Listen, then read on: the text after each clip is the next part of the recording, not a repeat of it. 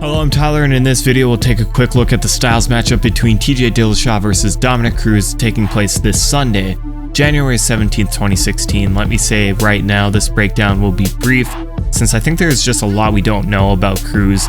We're still learning about TJ. The long layoff of Cruz leaves too much to be questions, and the answers will only come when we see him compete. You're watching Rapid MMA. We know that Dominick Cruz has very good footwork.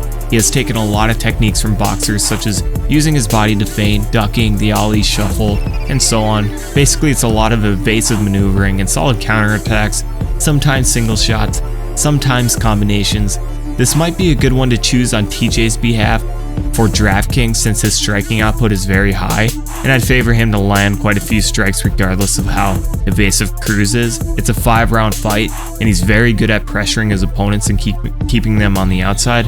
I think points will be easily collected if TJ is chosen in your roster. Obviously, Dominick has been out for a long time with a very severe injury that happened multiple times. We don't know if he's been able to continue to develop his style, or if he's been strictly doing a lot of physical therapy. We don't know if he's hesitant to fully spar. There's just a lot we don't know at this stage in Dominick's career, and TJ will be, I think, by far the toughest challenge he's had. He did fight Demetrius Johnson, but Cruz was much bigger than him and basically took him down at will. I don't think that'll be the case in this fight, and if you remember, Demetrius went down a flyweight after that bout. Nonetheless, Demetrius was able to expose some holes in Cruz's game, so expect to see some patterns that Demetrius used in TJ's game plan.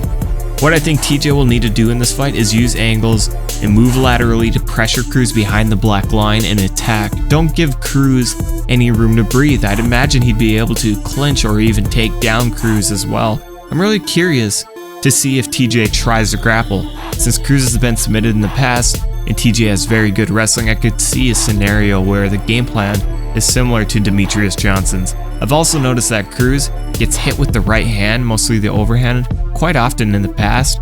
Maybe that's something to look out for. It's hard to know what Cruz will do in this fight.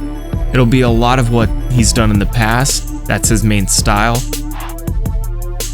But we don't know if he'll have new movements and patterns. I'm sure he will. His game plan has probably been very much refined at this point, since it was more than likely he'd face TJ Dillashaw upon his return.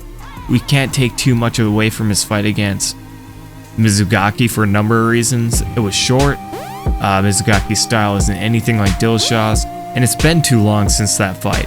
His tactics will be evasive maneuvers and looking for or creating takedown opportunities when Dillashaw is out of position.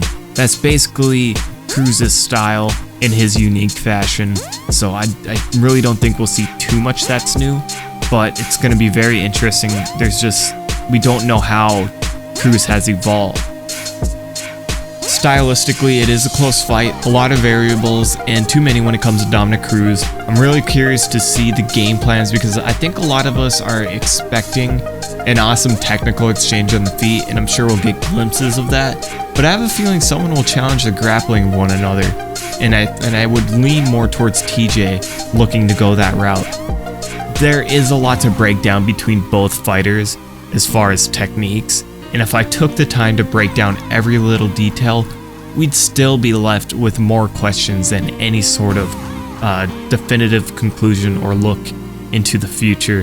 So I think there's enough content from other sources such as BJJ Scout that can help us delve into the style of Cruz, but I really don't think we can put a definitive conclusion to how we think this fight will go and be confident in that choice. So I'll end this video here a little lackluster, and I ask that you watch my prediction video. That way you guys can just see who I think will win in this upcoming card. So leave your thoughts below. I'll see you in the next one. Thank you for watching.